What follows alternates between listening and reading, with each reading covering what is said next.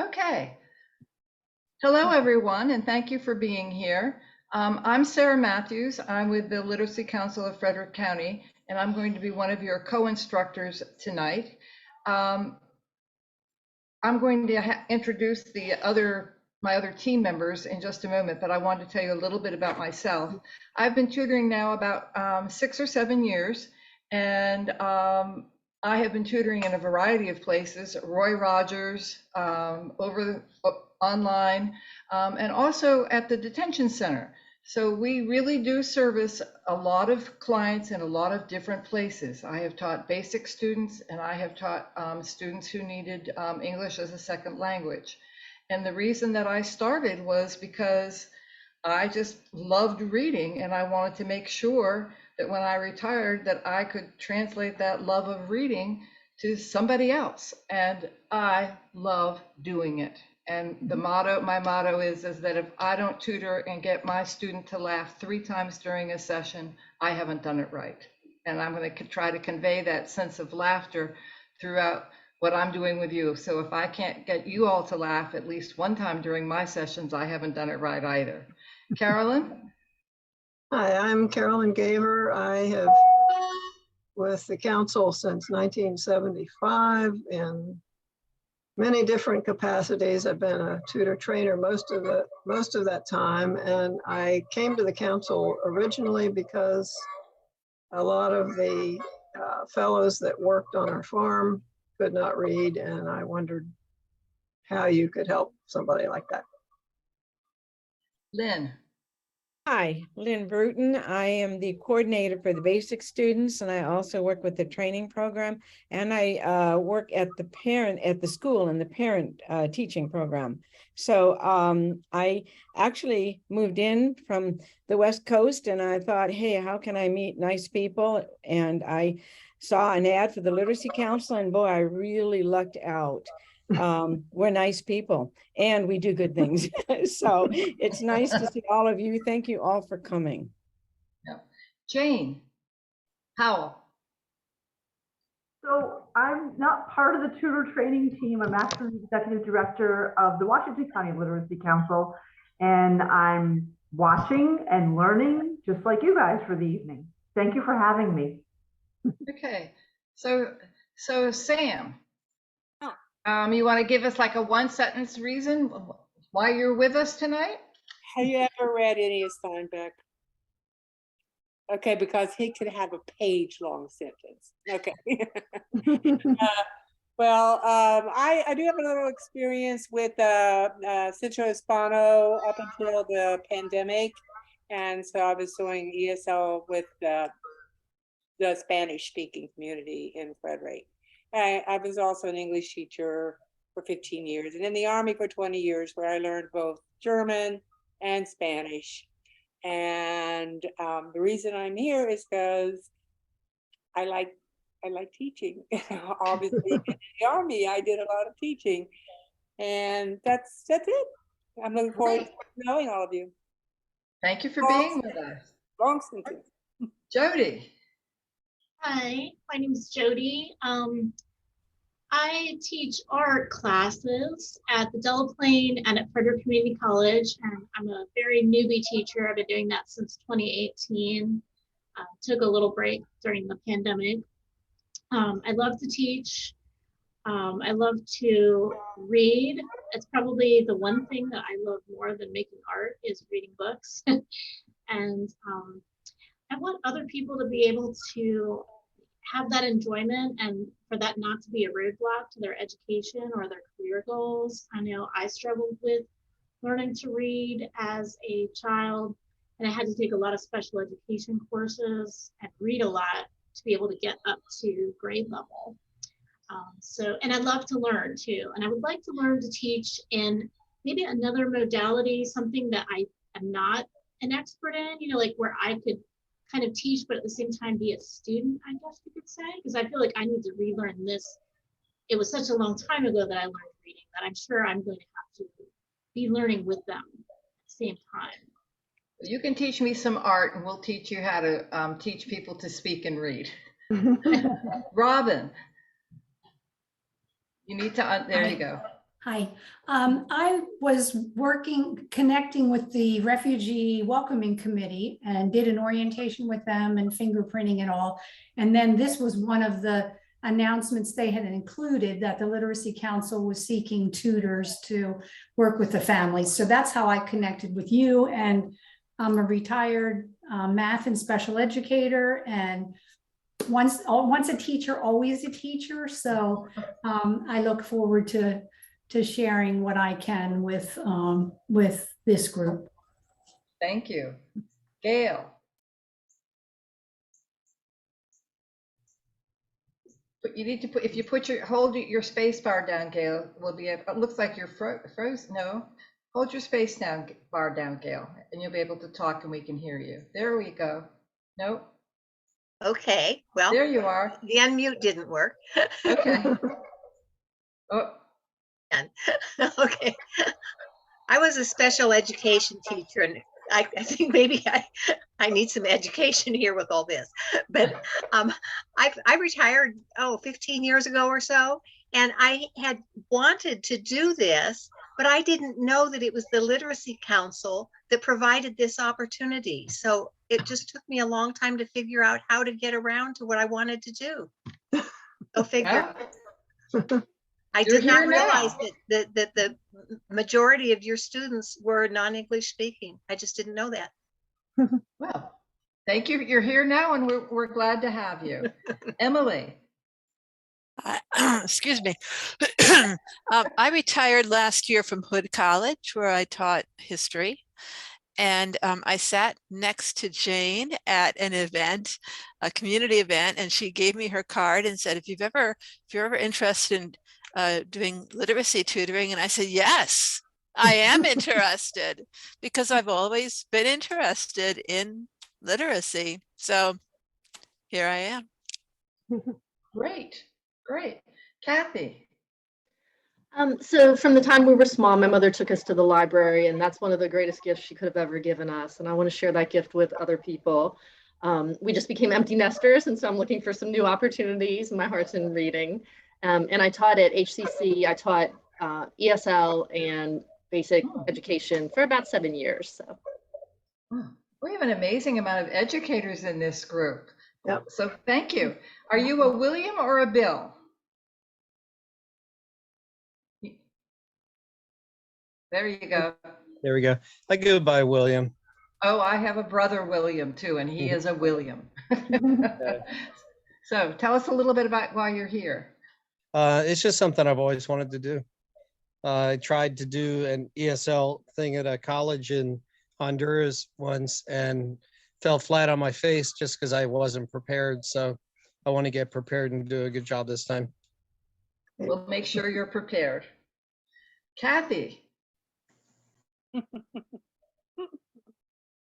Oh, there you are. Where you were. Press your space bar down and hold it down. There you go. Can you hear me? Yes, we can. All right. I taught high school English for 42 years and have been retired 7. And I just thought the other day, I am not making the most of what I have to offer. I need to get more involved in something worthwhile. So. Well, we hope we fulfill that dream for you. Great. Sneha, is that how you pronounce it? It's Sneha. Sneha, thank you. I'm sorry I mispronounced it. No, Tell us a little bit about why you're here. I'm not an educator. I'm just really interested in social justice and advocacy. And this seemed like a really great opportunity to do kind of the foundational basic work that a community needs to establish that. Wonderful. Great. And you You don't need to be an educator. No, you don't, because I certainly was not. Teresa. Yes, I've gotten interested because I have joined the Refugee Welcoming Committee. And I've done a little bit with an Afghan family, but not much. And I see that one of the greatest needs is for the literacy, the tutoring. And I have been a teacher in a former life. Okay, wonderful. All right. Should I try it, Tian Rui? I go by Ray, and Rue, okay. Yeah. Welcome. Tell us why you're with us. I'm a high school student, and yeah, I had some like tutoring experience before in like math and stuff, but I learned about like literacy consult through volunteer match, and I just wanna do what I can, like I just wanna help what I can do. Yeah. Great. Great. And last but certainly not least is Judith. And are you a Judith or a Judy? Judy. Judy. Yes. Great. Welcome. Finish up by telling us why you're here. Okay, well, so I moved to the area in January, and I was looking for an opportunity to volunteer, and saw this up in a bulletin board in the retirement home where I'm living. And I was a French teacher for years, and I've also taught ESL, so I thought this is the right thing for me, and I love teaching. Great. Great. It's a wonderful group, and we love having a big group. This is just great. Wonderful. Well, so welcome to all of you. Before we move on, I need to clarify, Kathy, your last name. There's a Kathy Thomas.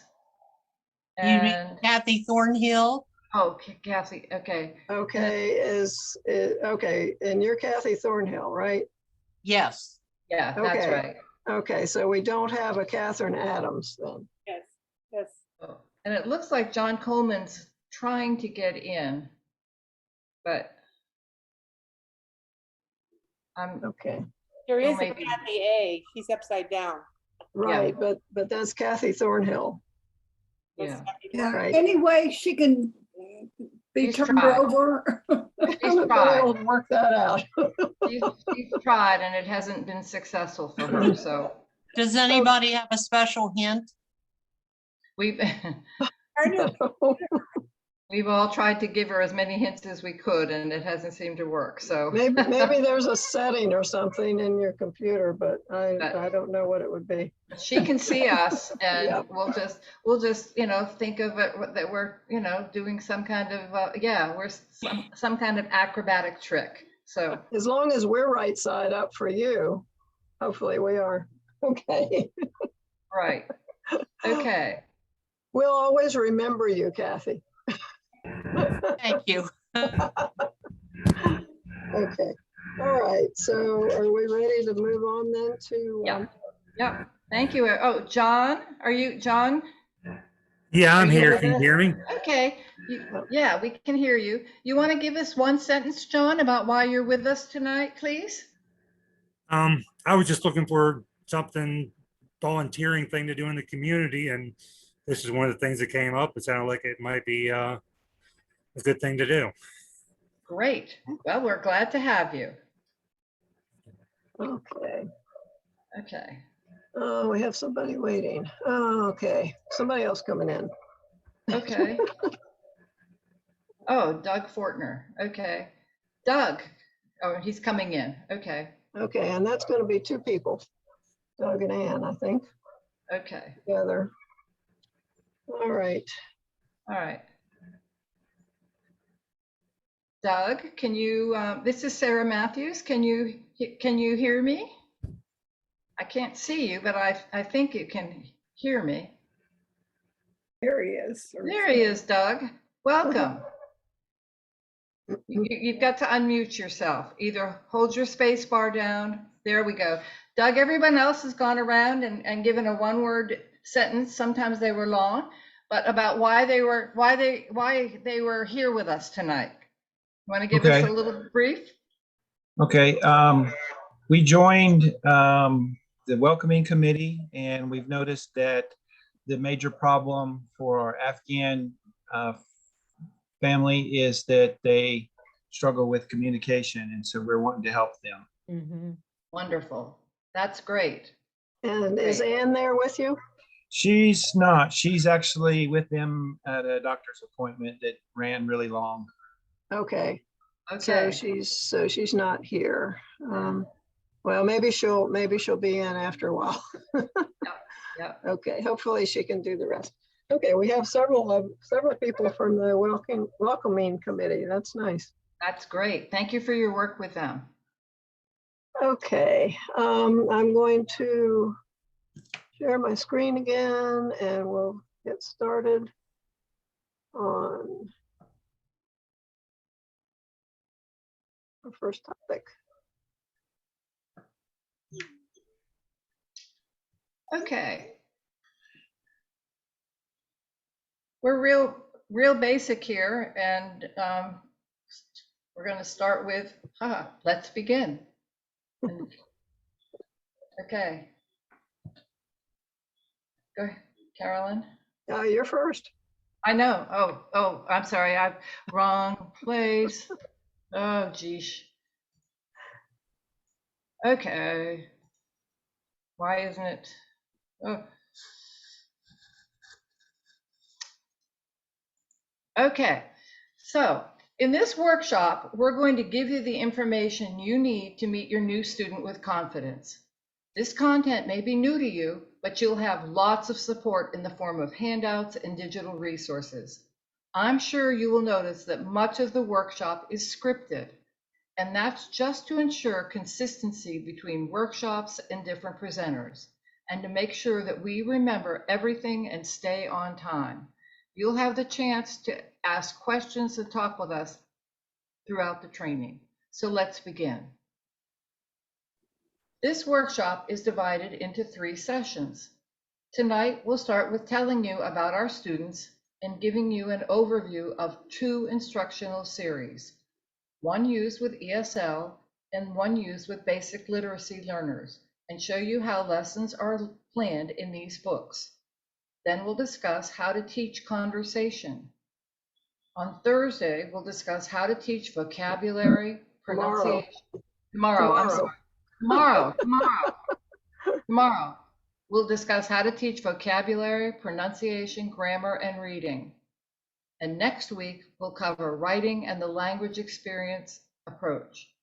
Then we'll show you how you can use WhatsApp, which is a phone application, to work with your student remotely.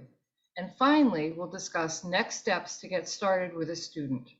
We'll have time for questions and discussion at the end of each topic, but if you have questions during the presentations, please post them to chat. We're going to take a short break around the middle of each session.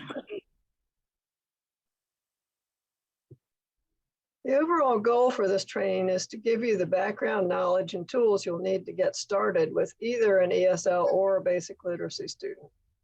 The ideas and techniques we'll share are not dependent on any specific books, and they can be used for tutoring students at any level, along with whatever other materials you're using. But we will be showing you some samples of books.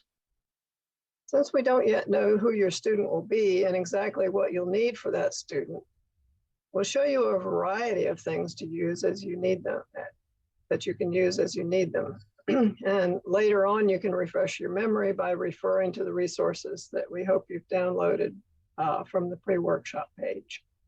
And those included a copy of the slides to keep for reference, a file of handouts with supplemental information in the slides, and interactive websites and online teaching ideas, and our tutor information book, which is a resource that has been developed by the trainers over many years.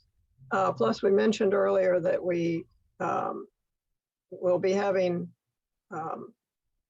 the different topics that are covered in the workshop in videos on YouTube that you can review anytime. And after the workshop, when you've been matched with a student, one of our volunteer coordinators will meet with you to recommend specific teaching resources for your particular student. So to get started, we're going to do a little kind of a warm-up activity. We asked you in the pre-workshop training to consider characteristics of a good tutor. And as you were entering the meeting, we asked you to put some of your ideas in chat, and I think some of you have done that. Here are a couple of suggestions on the slide to get you started. If you haven't had a chance to put something in chat, you can do that right now. And I'm going to take the slide down so that we can see everybody better. And Sarah's going to read over your comments, summarize things, and we'll just sort of discuss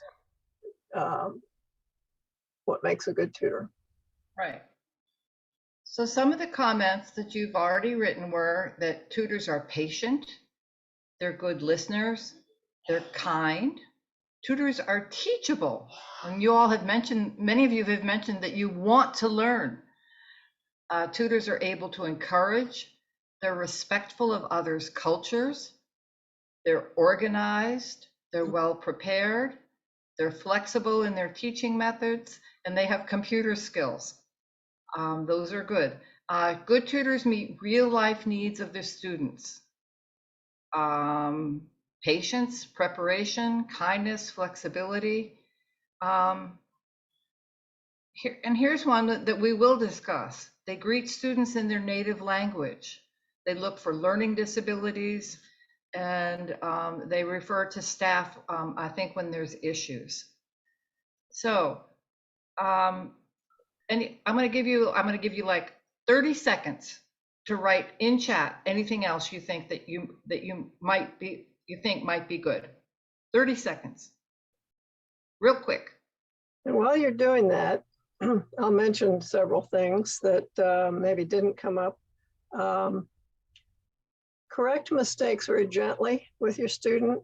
Try not to say no, try to be positive, to give, put a positive spin on it, or at least not a negative one, like, let's look at that again. Let's try that again. Something like that. Good tutors show up and are on time. If your student doesn't come, call and let them know you missed them. And if this happens more than a couple of times, get in touch with your coordinator and let her know. Also, admit your mistakes. You're not going to know everything, and you don't need to know everything. If your student asks something you don't know, tell them, gee, I don't know, but I'll try to find out, and try to come back with an answer. You don't have to be perfect. You're not going to break your student if you make a mistake. That's really important to remember. You don't need to feel the weight of the world on your shoulders with your student. Kathy's right side up. Oh, just caught my eye.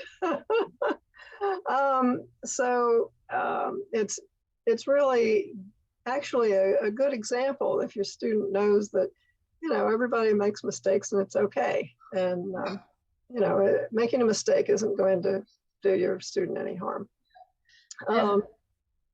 And remember that your students are independent adults with other responsibilities besides their lessons with you. They have very full lives. Okay, do we have more things, Sarah? Yeah, use multisensory approaches, be engaging, focus on their strengths as a learner, and then gain some knowledge of the student's own cultural background. So I think you all are well on your way to being good tutors just by those answers to that question. Yep, very good. Okay, I think we're ready to move on to talking about our students. If I can share my screen here.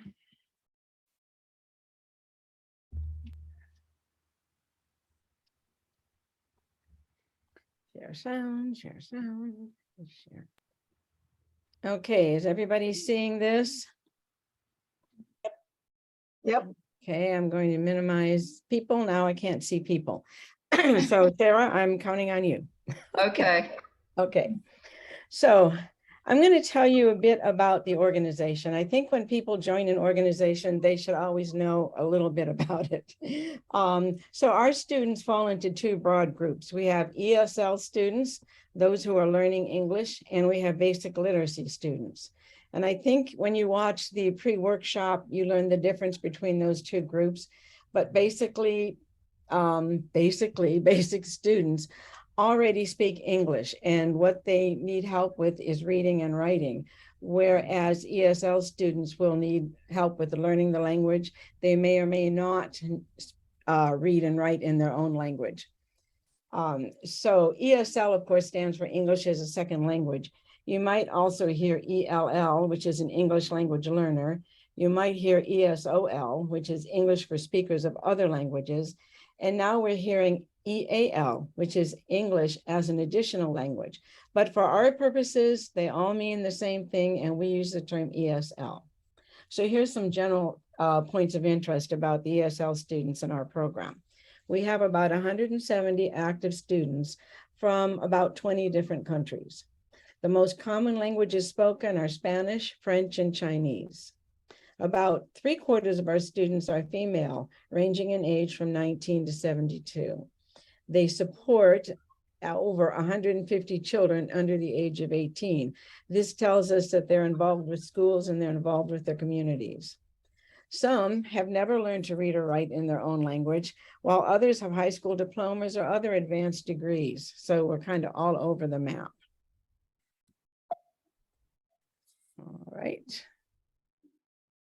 Speaking of maps, most of our students come from 21702, 3, 4, and 1, 2, 3, 4. This, of course, is the greater Frederick City area, but we have students from all over Frederick County. Later on, Jane is going to tell us a little bit more about Washington, so Washington people don't feel left out yet. So what I want to say is it matters where they come from, because when we meet face to face, we try and match you with a student who's relatively close to you, either where they work or where they live. Now, for the last few years, that hasn't been a problem. We've had tutors down here and students up here because we've all been meeting virtually. And a lot of our pairs continue to meet virtually, and it works out for them well. But we'll be getting that information from you. So when we ask you where you live exactly and where you work, there's a reason for that. We're trying to make sure that you don't have to drive long distances.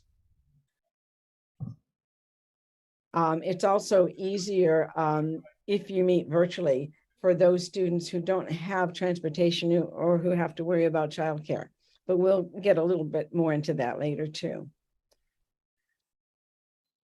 When a student calls, and it used to be they may drop in, but since the pandemic, potential students have called or emailed for information. They complete the online new student registration form, usually with help. This online process is important because right away it lets the student know that technology is going to be part of the language learning program, as it is part of almost any job or any activity out there today. Most students know someone who can help them get comfortable using smartphones or other devices. The next step also requires the use of technology, and that is to make a virtual appointment for an interview and a language proficiency assessment. And they do this using the Calendly app. So by the time you meet your student, they've already had a few technology experiences. During the interview, the applicant is asked a set of standard questions to help us get to know them and determine which learning options are best for them. We may ask them, why do you want to study English? How long have you been in the United States? We might ask them, can you read and write in your native language? Can anybody guess why we want to know whether they can read and write in their native language? And since I can't see, can you help me, Sarah? Is anyone?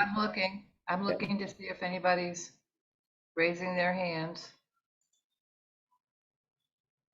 I'm not seeing anybody. Okay, this is an interactive course. We do want you to know that. Okay. Just pop. Go ahead, Rue. Because you want to know whether they have like basic like language skills. So if it can apply to like English and like communication skills. That's a good answer, yes. And basically studies have shown that if people can read and write in their native language, it's a lot easier for them to make that adaptation to transition to English. They already know how to hold their pen, form letters, and that kind of phonemic awareness, we'll say.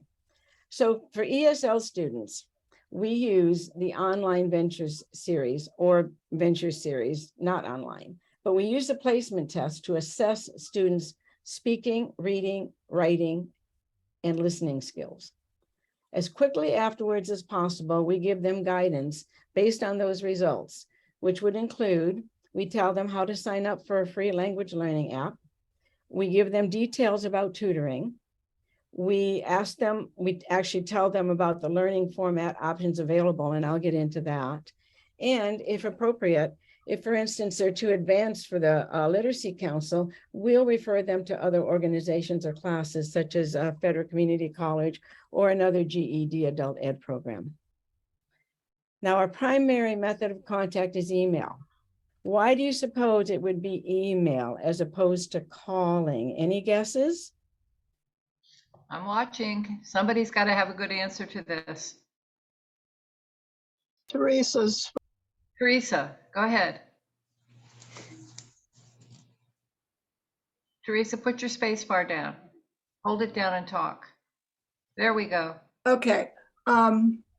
It's been so long, I almost forgot what the question was. Yeah. Why is the primary contact okay. by email?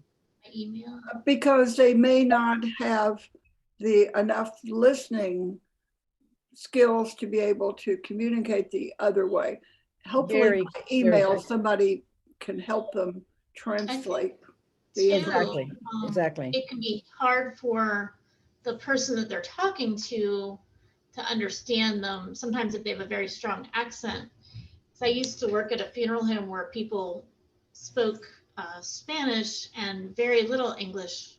And over the phone, I think that can be challenging for both people to understand each other. So I think sometimes email can be easier, and they also might have more written language skills than spoken language skills. So that might be more comfortable for them to start a conversation in the written form rather than spoken form.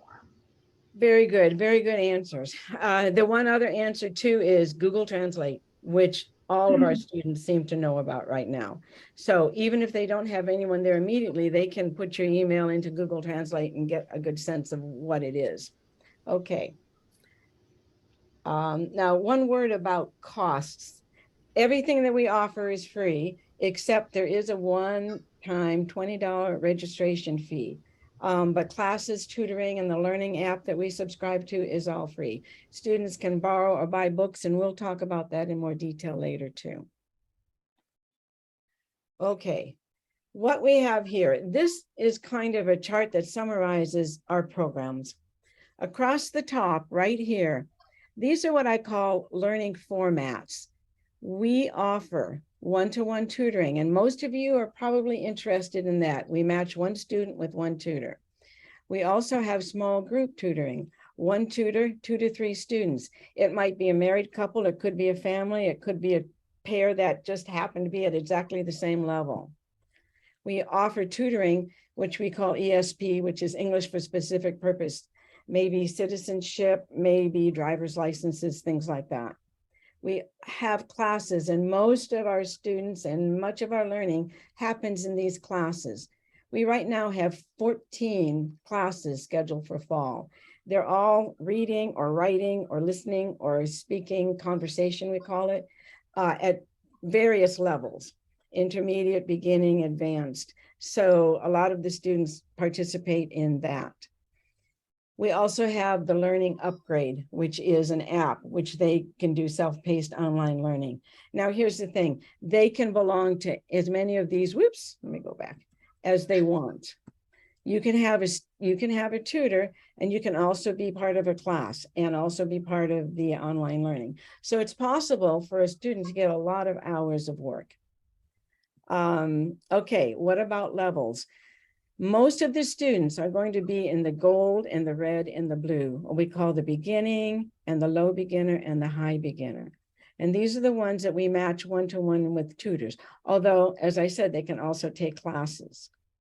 The low intermediate and the high intermediate, we generally ask them to take classes only.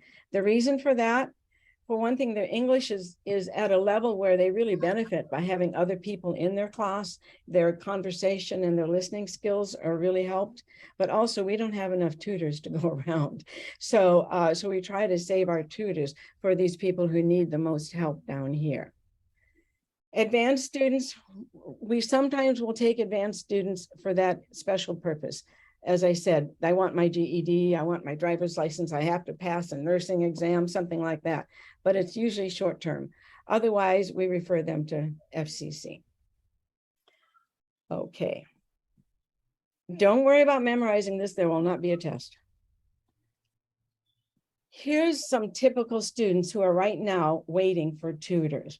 And the reason I'm showing you this again is to show you that most of our students are in this group here, the beginning, and there's only one in the high or intermediate right now.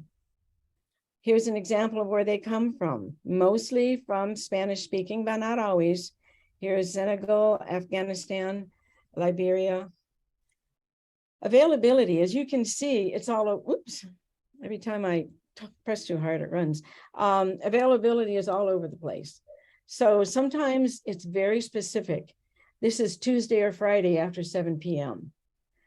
Or here's Sunday from 12 to 3:30. Now these students may wait a long time because it's hard to find tutors who are willing to commit to Sunday afternoon, and I understand that completely. Now sometimes they'll say anytime in the morning. That's great. So you're going to be asked when you fill out your form at the end, what is your availability? And this is what we're talking about. What times are you going to be able to meet? Finally, why do students come to us? I want you to look at this list, and then I want somebody to say, what is the main reason? What is the main reason that you think that people come? ESL students especially.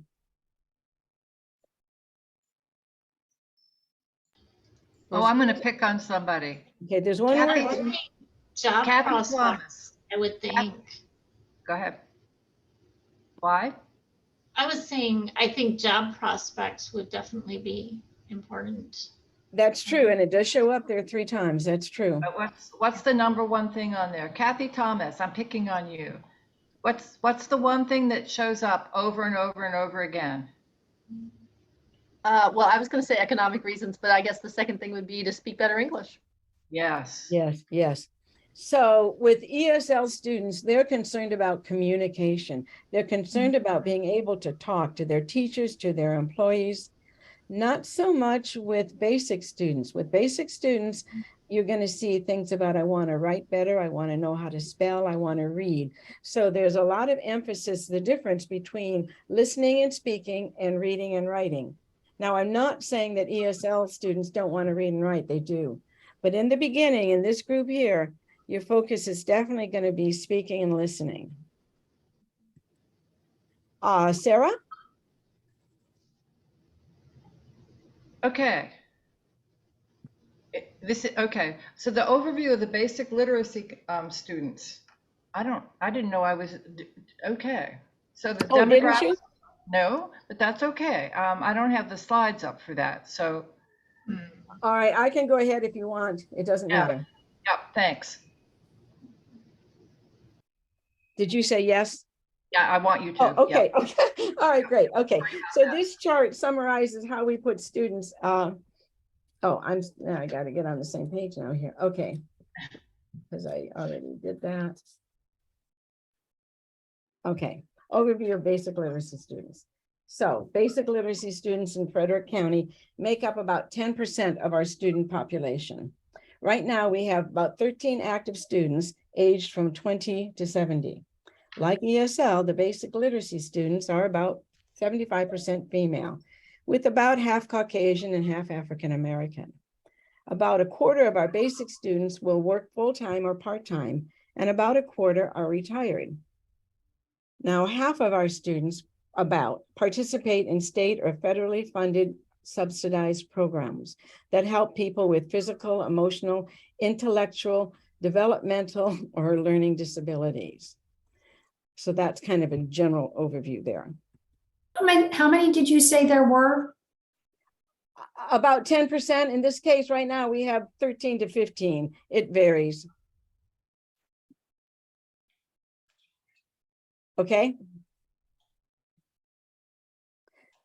So the basic literacy student classifications. Okay, we have students who are early school leavers, what we call functionally illiterate. They may leave for a number of reasons. It could have been they were pulled out because they moved around. Their parents wanted to homeschool and it didn't work out. There's just a lot of reasons. But generally, a lot of our students never went past second or third grade. We have a number of students who are looking for GED or job-specific related skills. We do have students with mild cognitive impairments, dyslexia, ADHD. We also, as I mentioned, get referrals from rehabilitative or mental health agencies and professionals. So that's kind of the broad stroke of the basic students. Jane, did you want to add something about your students in Washington County? Sure, I'd love to. If I can take a step back to the beginning for just a moment. Sure. When you said there was 170 students in your council, I literally almost fell off my chair. We're a tad smaller. We have 29 students at this moment and about 15 tutors. The good news here is it's a really exciting time at our council. This time last year, we were exactly half of where we are right now. We have 5 people sitting in this virtual room ready to become tutors, and I have 11 folks on a wait list. So not only have we doubled in the last year, we're going to grow more.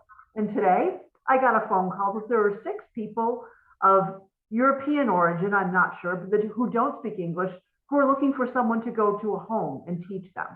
So we're going to grow more. Our people are mostly in the city. For some reason, we haven't gotten out into the county very much. I'm excited that 2 of the people in the virtual room at this moment from Washington County are not in the city. Hallelujah. That's been a goal of mine, and we're creeping there, and that's an important thing. Our students are really basic. Our basic lit students, life happened, like Linda was saying, and they didn't get the education that they needed, and now they need a GED. We have partnership with HCC, the Hagerstown Community College, and when people don't make it into their programs, they're referred to us. Before that partnership, there was nothing, there was no recourse. Good luck, we hope you make it. Bottoms up, I don't know. 95% of our ESL students are Spanish speaking. All of them are able to speak, read, and write in their own language. We don't do classes. We have one group that has 4 people because the tutor lives 2 houses down and she can walk the 2 houses distance to the house where all these families live. No particular reason, it just hasn't really worked out where we found enough of a common need or enough of a common level to be able to do that. I think that's all for the. Okay, that's good. No. Let me quickly add, though, okay. As Frederick talks about program coordinators and the amazing people they have on their staff to help with 170 students, you have me. And Becky Hine, who is our board president, a tutor trainer. That's why I'm here in her place. And you also have peer tutors, and you'll also probably have a tutor mentor. So there's plenty of people, but when you say who's a program coordinator, there isn't one, or maybe it's me, and that's the hat I wear that particular moment. Okay. I'm really glad to see your council growing again, Jane. There was a time a few years ago where Washington County had more students than Frederick County, like about, 2009 or 10 or something. And they had like 70 some odd students, and wow, we were right about the same. It sort of ebbed and flowed a little bit there. And Washington County sort of fell on hard times a little or something for a while. and they're building back up again. So we're glad to see this many volunteers coming into the workshop to, and we've worked closely together for years and done a joint training for years, which is very helpful to both councils. So, okay. And I think it's important to stress that even though we have all this support and administrative help when we do, you know, it's you tutors who keep the whole thing going. Without the tutors, we have nothing. So thanks again. Drag your neighbors in, you know, bring them all in. Okay. All right. So are we ready to go on to I think lesson so. plans? Okay.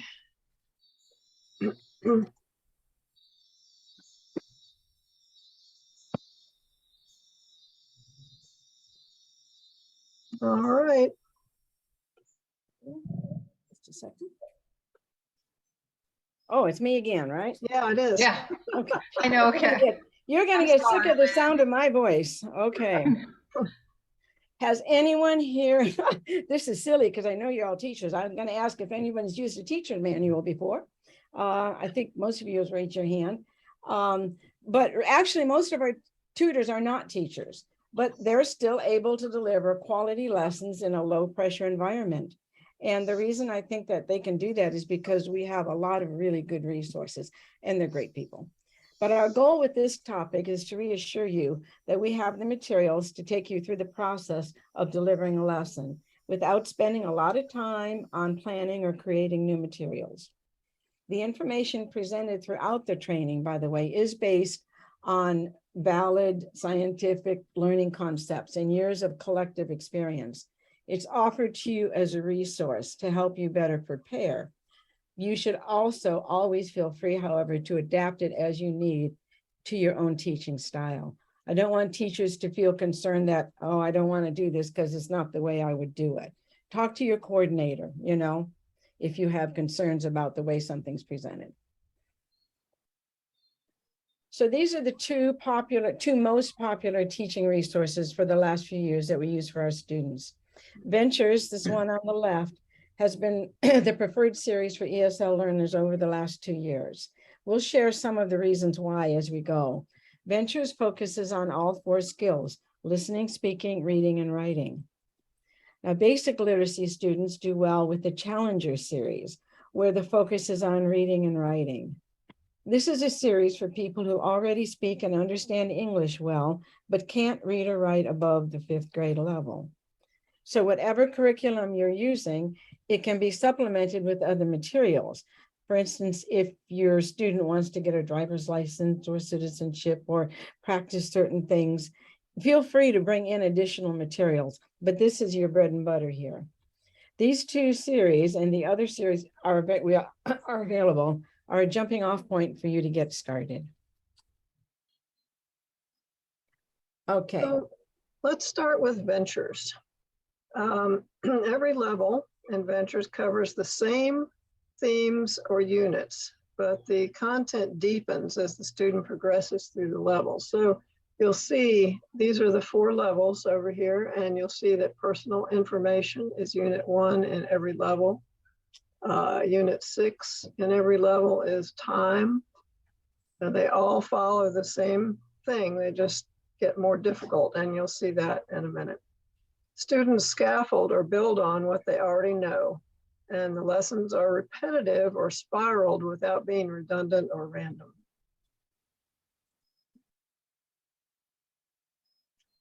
I'm going to show you examples of the 4 ESL levels that we work with in our program, and you'll see the reading segment from each level of Unit 1, which is unit about personal information. And this slide shows pages from the beginning literacy and the low beginning levels, the 2 lowest levels.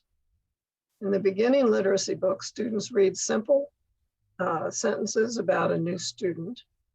And at the low beginning level, students read a description of personal information.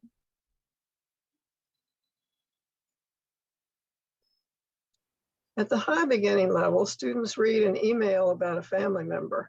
They are asked to scan the text to find answers to questions. Notice that the reading difficulty increases with the levels and includes references to adult life skills, such as sending emails. In the low intermediate book, students are asked to predict content from titles and pictures before they read. In this example, they read an article about personality traits and jobs. If they choose to, students can progress from beginning literacy through low intermediate, through tutoring and or classes at the Literacy Council. And since FCC also uses this curriculum, students can more easily transition to the community college if they want to. Here's another comparison of the different levels with the focus on listening. It's the same Unit 1, personal information. You notice that there's QR codes on this page, and that's because this series has no CDs or tapes. Instead, it uses audio that's available through the QR codes for the students to use on their own. So if they have a cell phone, they can use the QR code, they can listen to the lesson. In the beginning literacy book, students are asking and answering questions about personal information. And at the low beginning level, they identify names, area codes, and phone numbers. At the high beginning level, they hear about family connections and characteristics. And at the low intermediate level, they identify and describe personality traits and habits. To keep you on track, you'll see that the goals for each unit are right up here at the top right-hand corner of the page.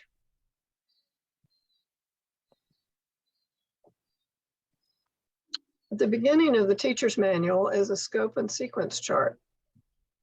If you look along the top headings here, you'll see that each unit covers listening, speaking, reading, writing,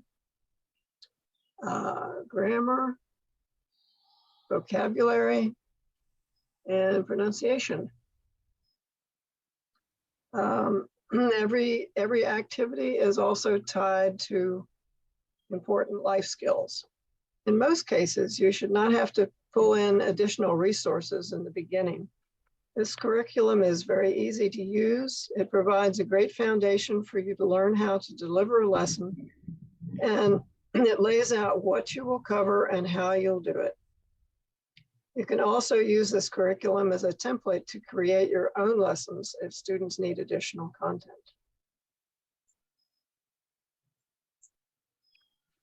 You might ask why we're spending time on the curriculum in the teacher's manual. It's because it's a benefit to those of you who have never developed a lesson. It's also a benefit to those who know that lesson planning is not their favorite part of tutoring. Remember, our goal here is to reassure you that you'll have what you need to deliver a lesson. This page from the teacher's manual shows the flow of a typical lesson. You start with a warm-up. Where is that? I can't find it now. It's on here somewhere. And anyway, I was going to point to it, but I can't. Then the presentation, which includes the actual instruction, practice and repetition, and application or doing some independent work. And then there's a comprehension check, which I can find. There's the presentation. Just don't see the warm-up on here.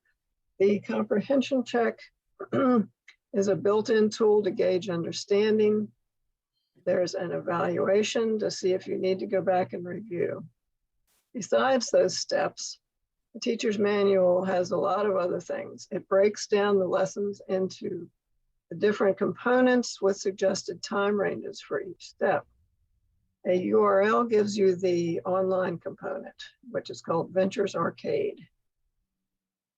It provides supplemental interactive activities you can use to review and reinforce student learning, and also ideas you can give to students for practicing on their own, which helps extend the lesson beyond the tutoring session. It provides access to other available tutor resources such as collaborative worksheets, flashcards. And an important thing to note is that the Literacy Council offers some things that other programs can't. Your lessons can be student-focused and self-paced. The student needs freedom and flexibility to learn in their own time.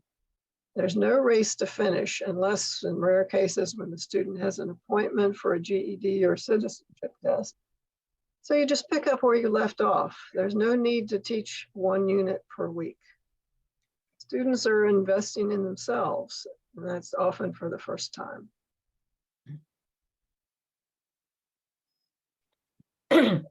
Here's the table of contents for the Challenger book, the Challenger for our basic learners. As you can see, the reason to show this is just that it also is consistent and it repeats from unit to unit so that the student knows what's coming. When we assess the student in the basic assessment, we get a approximate grade reading level, which is nice because the Challenger books then are nicely coordinated in first grade to ninth grade. It's easy to match them up in the right level. Now, our assessment is not perfect though. So as a tutor, you want to make sure that when you get your first book, it's up to you to say, yeah, this seems right on, or no, it's way too easy, or no, it's way too hard. That's why you have a coordinator who will help you with that, okay? But trust your judgment, okay? After they finish the Challenger series, many of our students again go on to FCC in order to prepare for a high school equivalency diploma. As in Ventures, you can see that you're going to repeat things like about the reading, the word sounds, and the mix of rotating activities. I think we can move to the next slide. Okay. Here's a sort of a comparison between Challenger level 1 and level 8. You can see the difference just by looking at it. Every unit or every lesson starts with the words for study with vocabulary. And then in level 1, you're going to have short sentences. It's going to be a self-contained short article. There's a picture that's going to help you establish a context for reading. By the time they get to the level 8, it's really significantly more difficult. And a good preparation, as I say, for going into FCC. I also want you to notice that the text is not busy. It's very clean. There isn't a lot of distraction. There's not a lot of cartoons or colors or things like that. Let's go ahead. Yeah, you can go to the next page. The reason for that, of course, is that our basic students often are text challenged, decoding, writing, and phonics. We want them to focus on the word and not to be jumping, all over. So we like them to actually cover up most of the page. They can follow with their finger just very, very directly on the line. So it looks like it's very boring, but there's a reason for that. So here's an example of the read and write, where they're reading and writing together. There's no test of comprehension in this part of the activity. It's can you read the word and can you copy the word? And so your job is going to be to make sure that they've copied all the words, they haven't skipped the words, they're not turning the letters around. So it's that kind of a focus for you. By the time they get to level 8, well, now the writing is much more, they're going to be asked to make inferences, to state opinions, and to summarize. So again, just a difference, how far they've come. And there's no time. They may get through a book in 3 months. They may get through a book in 2 weeks. I mean, it really is up to you and the student as to how fast they progress. There's just no saying. I don't like this slide, never have, but it's important because what it gives you is a scope and sequence. If you can read it here, it's hard to read phonics, word analysis, comprehension, writing. These are really important skills, and it will tell you what chapters and what lessons have these skills. So if you have a student who does fine, but really suffers from comprehension, then you can go back, you can repeat, you can find activities and examples of how to help them. It's a shortcut to getting exactly what you need. But most of the time, you're going to work sequentially through the book. Okay. Now, hopefully, next slide, thanks. Okay, this is the teacher's edition. The reason I put this slide is because there is a lot of good information hidden in all this text. If you have a student who has problems such as writing and revising, how do I get them to edit their work? Spelling difficulties, grammatical errors. They're always making grammatical errors, run-on sentences. This is chock-a-block with tips and techniques that you can bring into class to help them with these problems. So pay attention to it and look at it if you need it. It really is good information. Now, I'm just going to compare and contrast the Challenger with the Ventures. The things that they have in common will both provide a consistent patterned approach to learning. And that's important, the pattern, the sequencing, the spiraling, and the repetition. Both have visuals, although on a different scale and for different reasons. With the ESL, you use visuals a lot more to teach vocabulary. With the basic students, the visual is to set context and to activate prior knowledge. Well, I wonder what this story is going to be about. Well, there's cars, there's traffic, get the student talking, trying to develop his vocabulary and for you to understand what his vocabulary is. However, there are big differences, and we mentioned them before, that the Challenger has the listening and speaking skills and the wonderful, wonderful QR codes, which I wish they had in Ventures, but it is more visual. I think we can stop sharing the screen now. I think you switched your series there. It's Ventures that has the listening and speaking. Yes, yes. Did I not say that? I'm so sorry. Okay. On the left, basic Ventures, Challenger, because it is, again, not the colorful. And again, there's a good reason for that. So on the right is the Ventures. Now, you're not going to be using both unless you happen to have 2 or more students. You might have a basic student and you might have a Ventures student. A lot of our tutors do that. Sarah had both basic and ESL students and used different books. So we just want you to have a familiarity. And the main, as I said earlier, the main point of this whole thing is to let you know we have really good resources. They're wonderful, they're well respected in the field, and a lot of people use them. But, and again, I say, if you're a teacher and you have a system and it works for you, go ahead and use it. Okay, don't stay away because you don't like something. Any questions on this? Again, you're going to have a chance to go through these books. When you get a student, your coordinator will meet with you and go over this whole thing again. But are there any immediate questions? Yes. I just am not sure that you made it clear, because I use these venture books for Hispano, I can't remember the name. Centro Hispano. In fact, I was told about them from somebody who knew somebody who was an ESL teacher. I got a hold of Cambridge. They sent me a whole box of samples, and we started using them there.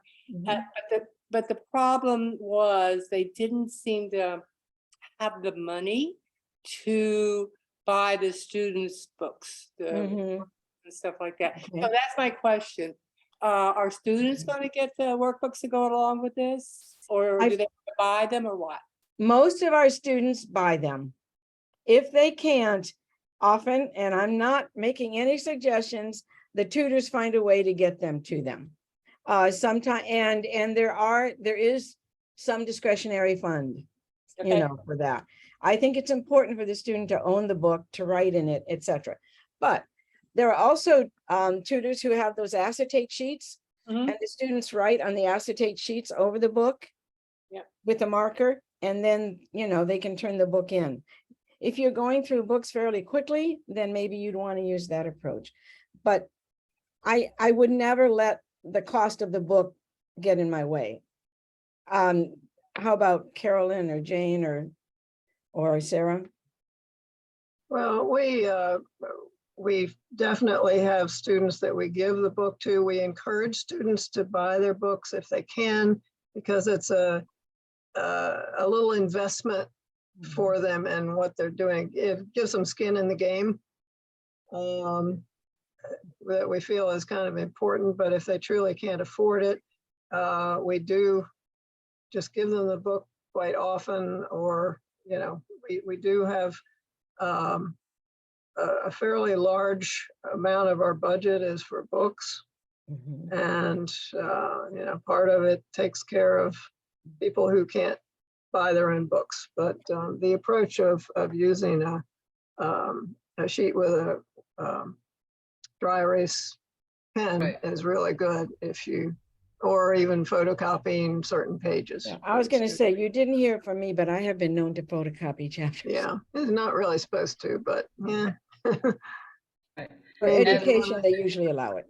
And it's Ventures that has the QR codes, right? Right. And that has made, for my one student, that has made such a difference. Such a difference to have that right in the book, and her ability to use it when we're not meeting, to repeat the lessons. It's been great. Jane, what do you want to tell them about yours? Yeah, just really quickly, I'm really proud to say, partly I'm sure due to the size of our council compared to Frederick, we offer our books to our students and our materials to our tutors as well for free. There are no funds exchanged, and I'm really, really proud to be able to say that. As we keep growing and that line item on our budget keeps growing, this might not always be the case, but at the moment, it's all free. And it That's a new policy. It used to be $5 a book. Any book, $5. Okay. And I'm sorry, and the student books do run between $15 and $10. You know, they're not horrendous. Yeah. Right. Okay, we're going to take a 5-minute break. My computer says it's 7:38, so come back at 7:43. Just a stand up and stretch break. We'll be right back.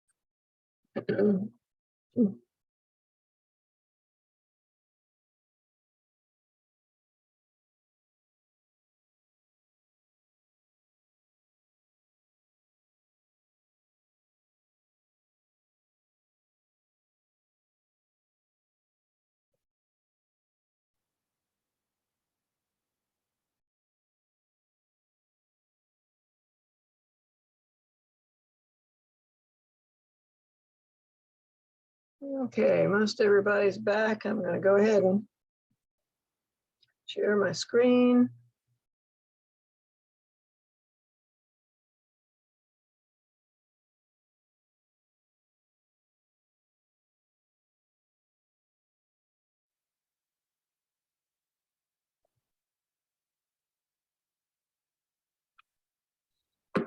Okay.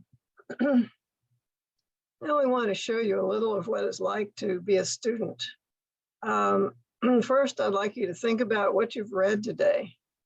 It could be a newspaper, something for work, email, directions on a medicine bottle, street sign, or the welcome slide you saw when, well, all of these slides, not just the welcome slide when you entered the meeting. The point is that we often read without even realizing we're doing it. It just comes automatically to people who can read. So today we're going to read the story on this slide. This is composed of English words written with Russian letters. It's used to show literate people how it feels to be unable to read the language that you speak. And it also gives you an idea what it's like to try to read an unfamiliar language. I'm going to be the tutor, and I would like to have somebody volunteer, somebody who does not know the Cyrillic alphabet, to act as my student. And I can't see most of you. Would somebody like to volunteer? And you can just speak up and tell me who you are. I'll volunteer. Okay, that's Emily? Yes. Okay, wonderful. All right.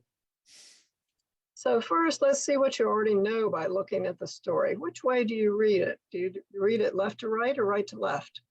I'm going to say left to right. How do you know that? Because there's periods on the right-hand end of the sentences. Exactly. Okay. How many paragraphs are there? Well, I'm going to say 2. Why? How do you know that? Because there's a space in between the 2 groups of sentences. Right. Okay. And do you notice anything else about the sentences? Yes. What? I noticed that the first group of 4 sentences all start with the same four words, and then the last word is different. Mm-hmm. And then the second group of sentences have the same first word and the same last four words, but it's the second word that's different. And it Right. looks like there's a lot of similarity in the words from the first group to the second group of sentences. It's very, very much repetition, very Yeah. repetitive. Okay, and what about the length of the sentences? They're short. They're all the same. Yeah, they're Well, really short. Yeah, they're all 5-letter, 1, 2, 3, 4, 5 or 6. They're Yep. 5 or 6 words. Yeah. Right. Okay. For which All I'm right. thankful. So you as a reader already know something about reading this story, even though you can't read the words yet. So what I'm going to do now is teach you in the same way that you might teach a complete non-reader. And we begin that with a chart to learn some vocabulary words. So all you need to do is just follow my directions, say what I tell you to say, okay? Okay. All right. And everybody else, if you want to follow along, even though you're muted, if you want to do it out loud, feel free to do that. All right. This is a boy. Say boy. Boy. This looks like a boy. Say boy. Boy. This is the word boy. Read boy. Boy. Boy begins with the sound b. Say b. Sorry, say what? B. B. Again. B. Again. B. Again. B. Very good. This is a ship. Say ship. Ship. This looks like a ship. Say ship. Ship.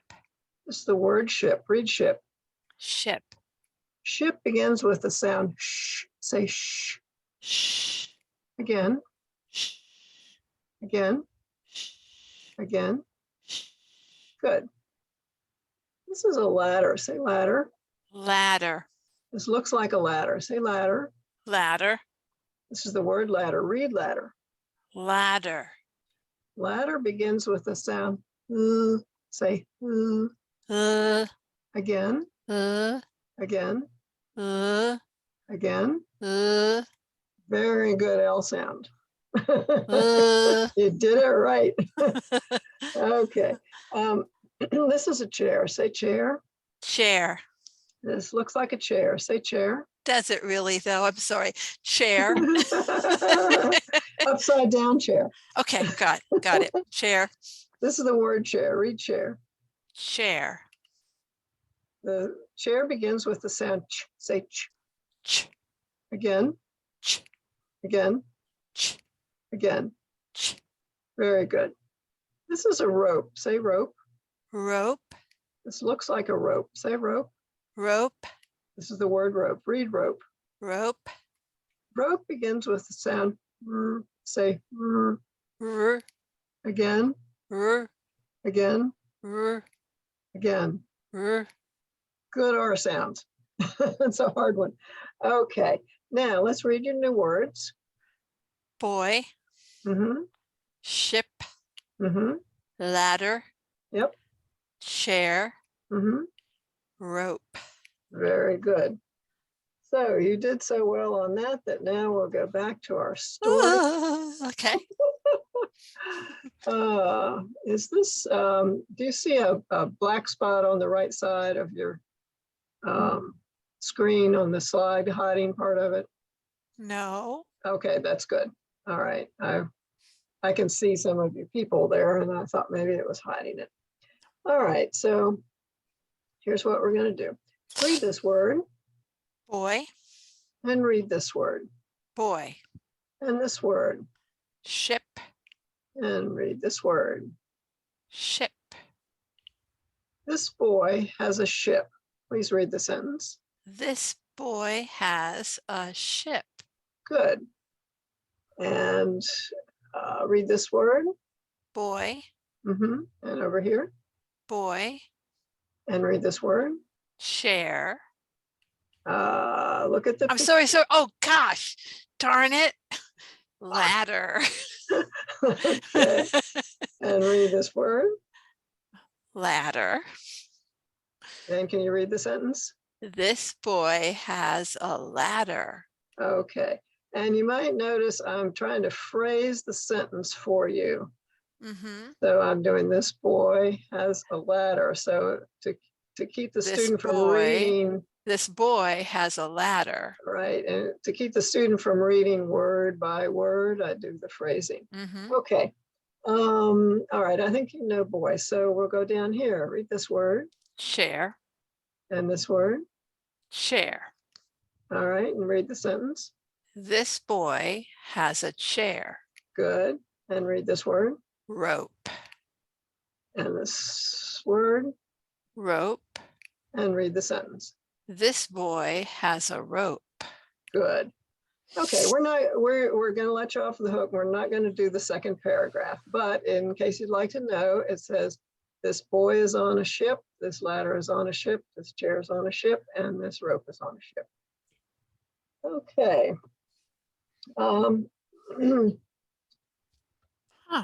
So that's what you do. How did you feel about this when you first saw the story? Everybody can answer that if you want, but baffled. Baffled. Okay. No, like very confused about where to start. Right, confused, uncertain, maybe frustrated. Yeah. Okay, but in spite of that, Emily learned to read it. So did you look at the pictures? Did I though? Well, yeah, we'll see. With repetition, probably so. Mm-hmm. So did you look at the pictures when you were reading the story or reading the words? Well, obviously not, because I thought the ladder was a chair. Okay. But it gave me a chance to show you what you might do with a student that made the same mistake. I went back to the known, which was the picture, to help you. Yeah. Yeah. So it's very important to encourage your student to use all their resources that are available to them. Yeah. Like pictures, they may think it's cheating to do that, and it isn't. It's using their resources. So I encourage them to do that. So this is the same method we can use to teach extremely low level or non-readers. And we'll show you a chart in English later. Most of our students aren't at such a low level, but our purpose here was to put you in the shoes of the student. So we hope we succeeded in that. Okay, so get rid of this. And does anybody have any questions at this point? I noticed that there were a lot of different learning or teaching techniques. And I was wondering, does the teacher guide go over like the sequence of when and how you use these different techniques with the student, like the Lobach method or the discovery method? Yeah, each series has their own kind of method to it. Okay. But the teacher's manuals are very complete. And your coordinator will advise you on what series to start with and will help you become familiar with using that particular book series. Okay, that's all new to me. And just the whole the question of learning styles, I saw that come up too, and I'm wondering, like, does that exist anymore? Because I've talked to other teachers and they say it doesn't really exist, and then some people say it does, and I'm like, I guess well, certainly people learn differently. I mean, and you'll notice probably with your student how what helps them. I, for instance, if I'm taking a class, well, back when I took classes, anytime I'm trying to remember something, I take notes, I write it down, and then I remember it. I don't usually have to look at what I wrote because I wrote it down. So, that's a learning style for me. And you'll notice your student doing similar types of things, and then you can focus on what works for them. Yeah. Yeah, I have that come up sometimes in my art classes. Like some people want to see like the whole demonstration and they want me to paint with them. Other people can just look at the handout and follow the steps. And then other people need to take notes. And I, of course, can't do all of those things at the same time. So I just say, you know, whatever is going to work for you, you know, do that. Like if you need to take notes, if you need to do the demo with me, you know, I'm going to be continuing this demo like while you're working, but I'm not going to do the whole thing, you know, for like an hour. Well, You know? that's the nice thing about tutoring is it's one-to-one and you can do what your student needs and focus on what works for them. So, yeah. That would be slightly different. So that would be easier to tailor that style. Yes, definitely. Yeah, when you notice what works for them, then you can focus on that.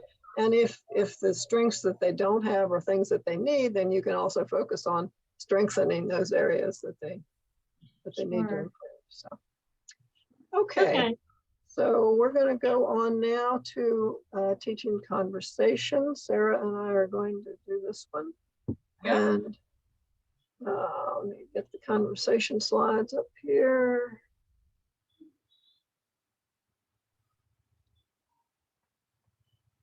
Oops. I'm on the end. All right, there we go. All right. So throughout this workshop, we're going to concentrate on two things in each topic. First, we're going to discuss basic instructional principles that apply to that topic so that you and your students can better define what you're trying to accomplish. And second, we're going to identify and demonstrate specific teaching techniques for you to use with any level of student. We're going to begin with conversation. Before you teach reading, writing, or any of the other basic literacy skills to students with limited English, you've got to be able to talk with them. For beginning ESL students, conversation might take up most of your lesson time.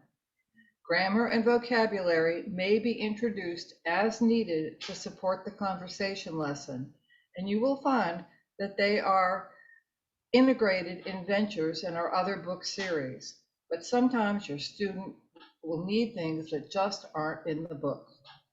Most of our ESL students need help with everyday English conversation. One way to help, especially very beginning students, is to prepare and teach them useful scripted dialogues that can then evolve into free, unscripted conversation. Here are a few things to remember when you and your student are practicing a dialogue. First, your student needs to practice both listening and speaking. You will need to spend a lot of time in the beginning asking your student to listen to the dialogue. And second, we usually introduce dialogues orally and then provide them in writing. Next, the best topics for dialogues are based on situations familiar to your student, the props, pictures, gestures, or whatever else you can think of to help provide context. Fourth, while it may be necessary to speak slowly and distinctly when you're introducing a dialogue, your student's going to eventually need to be able to understand conversation at a normal pace. Students become used to really slow and distinct speech will find it hard to understand normal speech outside of class. Work towards speaking at a more natural pace when speaking with your student. Next, repetition, repetition, repetition.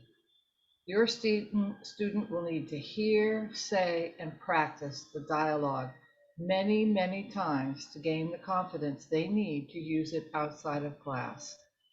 And finally, this is the most fun part. Follow dialogues with role-playing. Moving from dialogues to role-playing will help your student move from a structured conversation to a more spontaneous one, preparing them to use their new conversation skills outside of the classroom. For students without enough English to understand command words such as listen or repeat, you can use gestures to help them follow directions. Some hand gestures you could use might be offensive in your student's culture, So we'll show you ones that are recommended because they're neutral. So I'd like you to try this with me. To indicate that the student is to listen, put a finger to your lips and one behind your ear, and you can also say listen. If you want your student to stop speaking, hold one hand up with your palm facing the student off to the side so you're not blocking your mouth while you talk. And your student should not repeat anything when you have your hand in this position. And notice that your thumb is close into your hand, not, things aren't sticking out. That should be compact. To ask your student to speak or repeat, from your stop gesture, you can turn your hand around and lower your arm toward your hand toward the student as you're demonstrating what they're to say, and then bring it back up from the elbow, bending from the elbow, to ask them to speak or repeat. And you can use the word repeat or say as you do this, and they'll learn these command words if you do them along with the gestures. So the hand gestures work well with very beginning students, and after some practice, your student will understand what to do. You can use the gestures when introducing a new drill or exercise as needed. Here are the steps for teaching a dialogue to a beginner using the gestures we talked about. First, you can pre-teach any new vocabulary and grammar, depending on the complexity of the dialogue. It may not be that you need to do that. And then practice also new phrases if there are longer sentences. Repeat the whole dialogue twice while your student listens. Then you say each line and your student repeats each line after you, and repeat this step until your student can say each line well. Next, you take one role and the student takes the other role, and then you can switch roles. And practicing many times is a good idea until they really get it. So here's a simple greeting dialogue. This is an example of a social interchange that's common around the world. So it would be easy for a student to understand what's going on.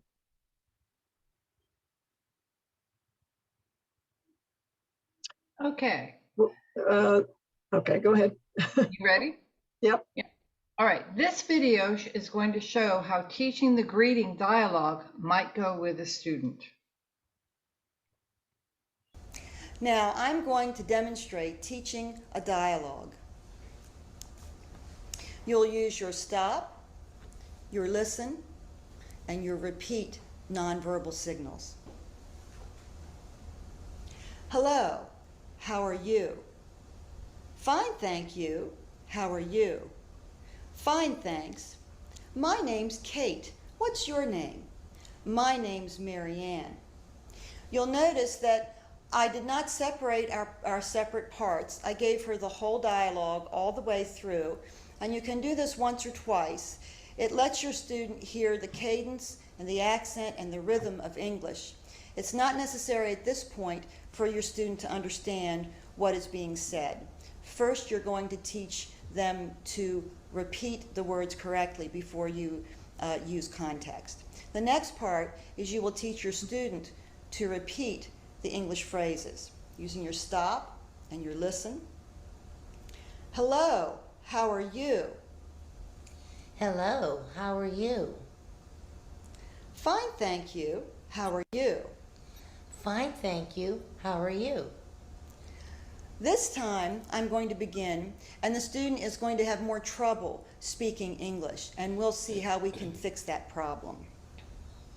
Your stop and your listen. Hello, how are you? Hello. You. You. Are you? Are you? How are you? How are you? Hello, how are you? Hello, how are you? You can see how if your student has trouble, you back up. It usually works better if you need to back up and do this, that you start with the end of the phrase and build from the back of the phrase toward the beginning of the phrase. After you teach all of the individual lines, then you're going to have a conversation with your student. You'll separate the parts and have the full conversation, each of you taking their own part. Hello, how are you?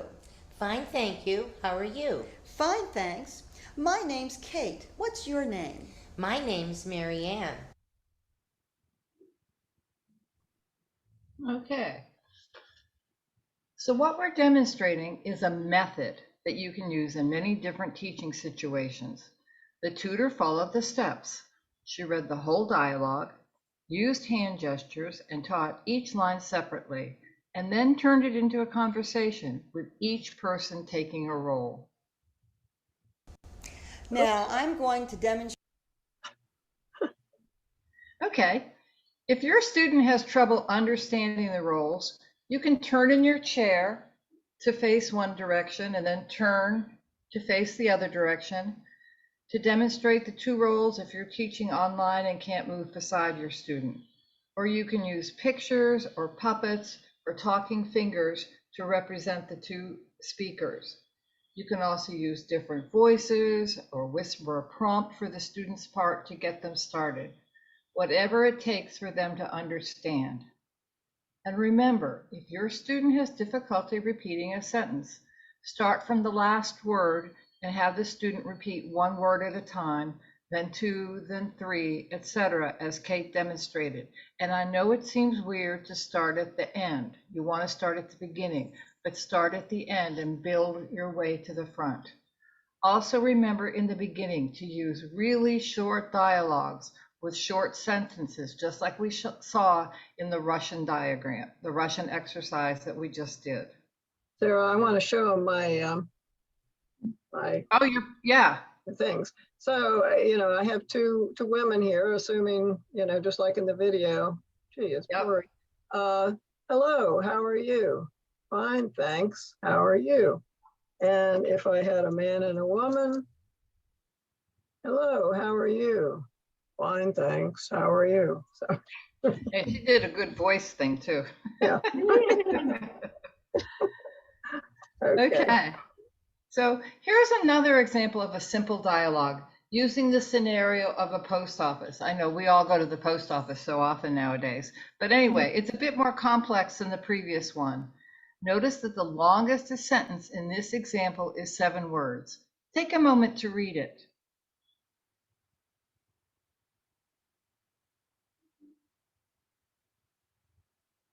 Okay, now we're going to put you in breakout rooms, divide you into pairs, and I hope we had an even number. I hope everybody's still here. If anybody ends up without a partner, we'll add Jane to your room. Anyway, we want you to write and practice a short dialogue. For your topic, choose either making a doctor's appointment or meeting the child's teacher. And we're giving you these 2 things to choose from so you don't waste a lot of time figuring out a topic. So please just pick one and go ahead with it. After selecting your topic, identify 2 roles, choose 5 to 7 new words that you're going to use in your dialogue that you want to teach. Write the dialogue and decide on any props you might need. Of course, you're not going to have props tonight, but you can make a little list if you want to, things you might want. Make sure to limit your dialogue to only 3 or 4 exchanges, about the length of the dialogues that we just showed you and demonstrated. And then practice teaching your dialogue to each other using the gestures that we showed you earlier. Remember the process. Read the whole dialogue twice, teach each line separately, then each take a role. And if you did download the workshop breakout room instructions that has this, what's on the slide there for you to refer to. Anyway, we're going to give you 15 minutes. So is everybody ready? I'm going to start the rooms. And there's something will come up on your screen that you have to click to join your room. Once I click to open the rooms, you're going to have to click to join your room. Oh, yeah, I'm missing a person in room. Somebody left apparently. I'm gonna have to put another person in this room. How do I do that? Anne is here with me, so I could use her.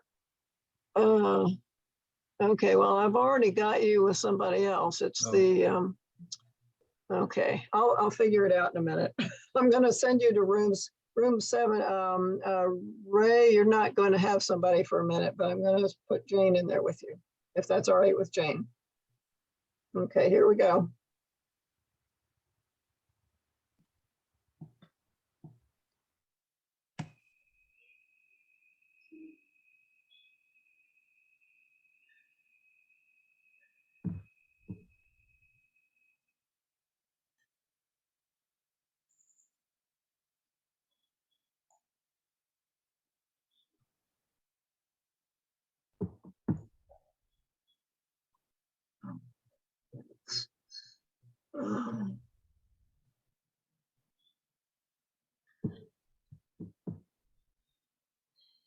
Well, William Noonan isn't in a group, Carolyn. oh, okay. Oh, because he, well, Right right. at the top, unassigned. Oh, okay. Sign 2, 7. Okay, thank you. Yep. I wasn't seeing the top there. Yeah. All right, we should pause our yeah, our recording here. Yep.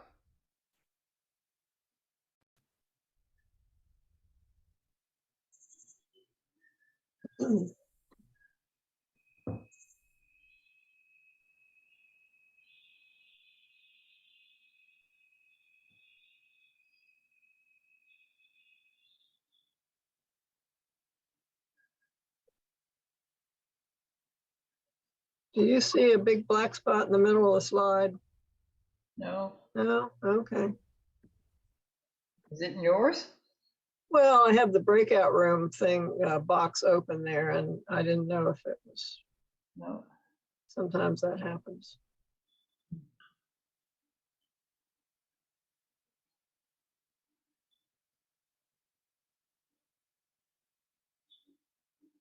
Okay. So everybody should be back. And I'm going to go ahead to the next slide. And here are some samples that are similar to what you might have written for the 2 scenarios we gave you. Did you remember to focus on just one thing to keep your dialogue short? It's really important to limit what the dialogue covers. You can add more a little bit at a time at subsequent lessons. How did your practice go? Anybody? Is anybody willing to share their dialogue with the group? Would I like to volunteer to do that? I don't hear any.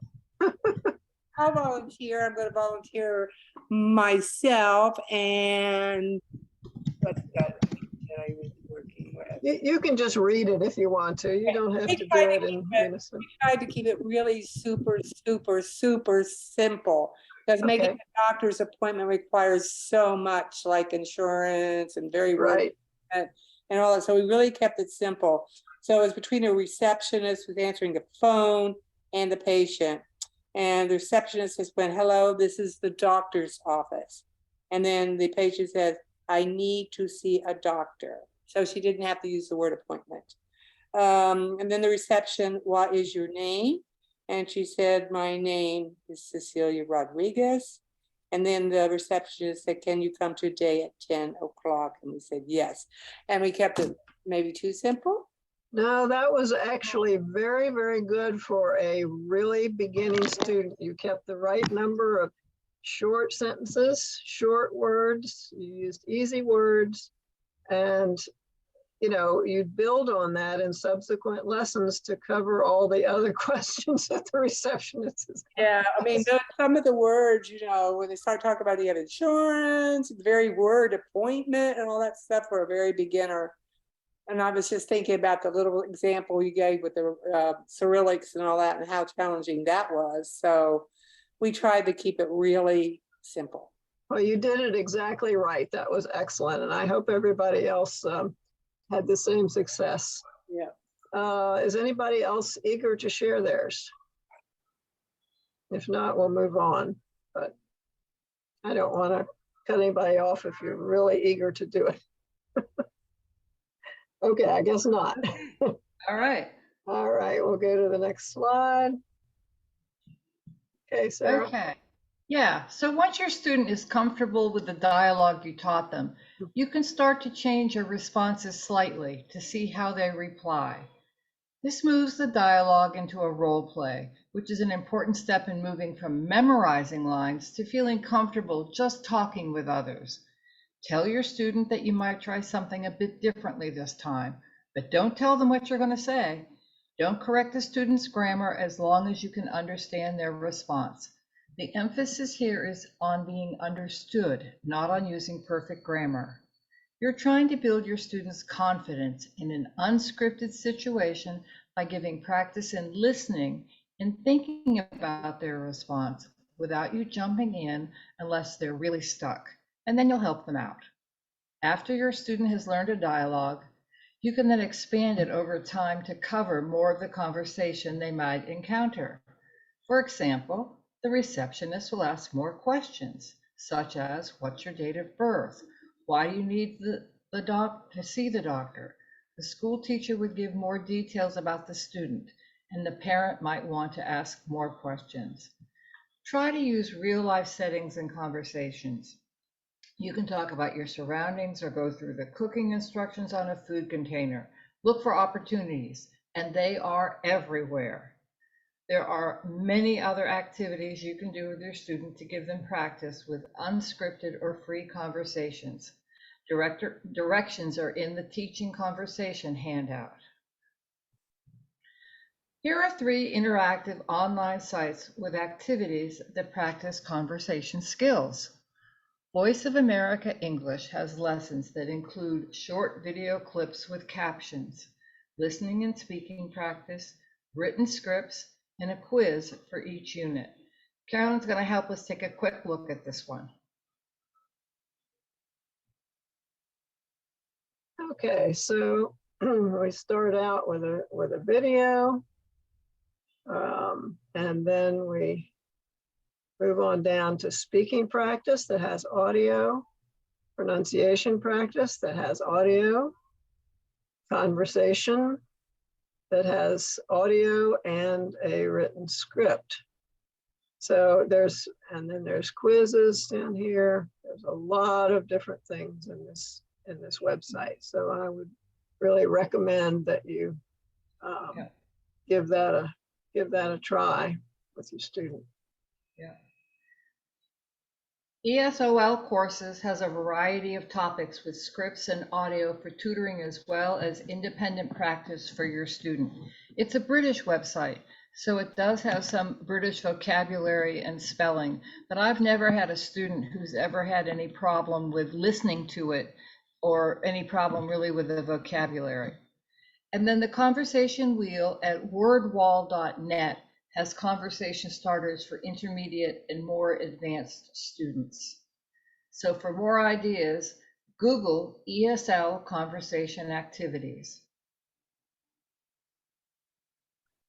So this is a summary of what to consider when working with your ESL student to build conversation skills. You might find, or you will find, conversations in your books. And we've shown you how to create planned conversation practice. However, creating a dialogue can also be a spontaneous activity done at any time using your current environment or situation. For example, one of our tutors was working with a woman who was pretty much housebound during the day when her husband was at work. She was afraid to go to nearby stores on the other side of Route 40. Of course, that can be a gauntlet to get across anyway.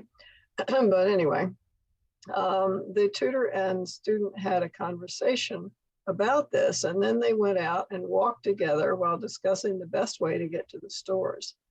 They created a little map and they followed it, and they practiced this for several days. And then they practiced conversations the student might have with people at the stores. The tutors took a situation that was important to the student, built vocabulary and conversations around the situation, and repeated it at multiple lessons. The result was a new life-changing freedom for that student when she was able to go shopping on her own. And they had a lot of fun doing it. So it was a very, very good exercise. And that tutor was Kate, who was in the conversation video earlier. And she always did a lot of things like that. And she's a wonderful tutor. Okay, so are there any questions? We're a couple of minutes over. We always run a couple of minutes over. We can't make everything come out just right. We run over on the first night. Second night comes out about right. Third night, you'll be done early. Is there any particular? particular Make them come out perfect without stopping in the middle of something. So. Was there any particular technique that you thought you would be really interested in trying? I know it's very early in your learning process, but is there one that you think looks like more fun or more interesting that you want to try? Don't know yet, I guess. I guess, yeah, that's fair. That's fair. Okay, we won't on tomorrow night. We won't need you to be in early, like, you know, we don't have any little assignment going on like we did today with putting things in chat, but please try to be, you know, right in so we can start right at 6:30. So we'll be prompt, but you don't need to be early. So if there's no other questions, we'll let you go for the night. Some of us will see you tomorrow night. Lynn and I will see you tomorrow night. Yeah. Thank you very much. Thank you. Thank you. Good night. I'm Bye. just confirming that our next lesson is tomorrow, not Thursday. It's Tomorrow night. I Tomorrow. misspoke. I think, Okay. yeah, Yep. tomorrow. Okay, thank you. We'll see you then. Thanks, everybody. Bye-bye. Thank you. See you tomorrow. Okay.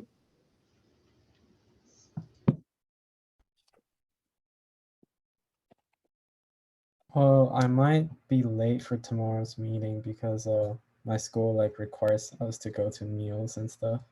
Okay. Okay. All right. Well, just come when you can, and that's good to know. We won't wait for you then. Yeah. Okay. Great. Thank you. Thank you. Night, Rue. Bye. Night. Okay. I think he said it's Ray. Ray. Okay. Yeah, I think his email is Rayzan.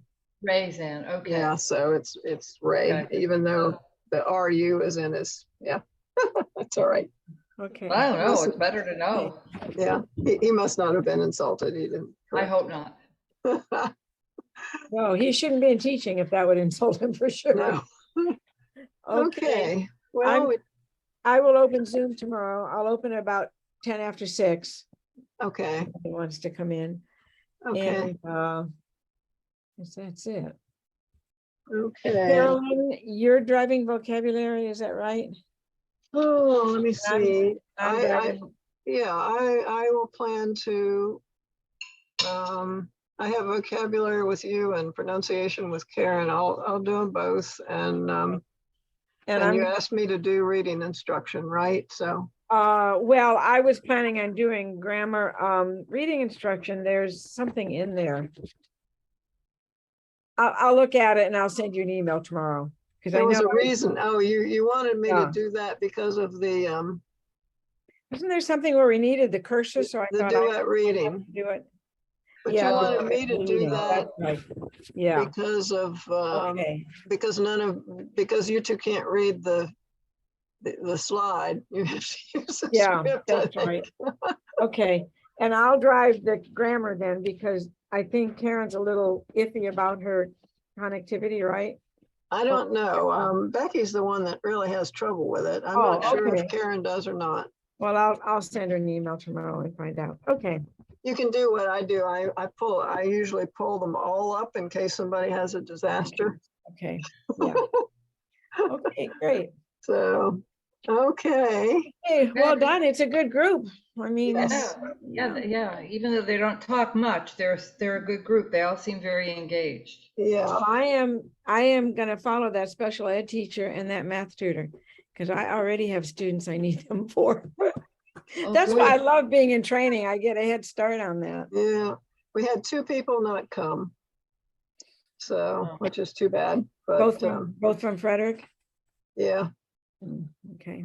Oh, and Anne showed up somewhere along the line, so She did. I know she was there for all of the last one because I saw her after the break.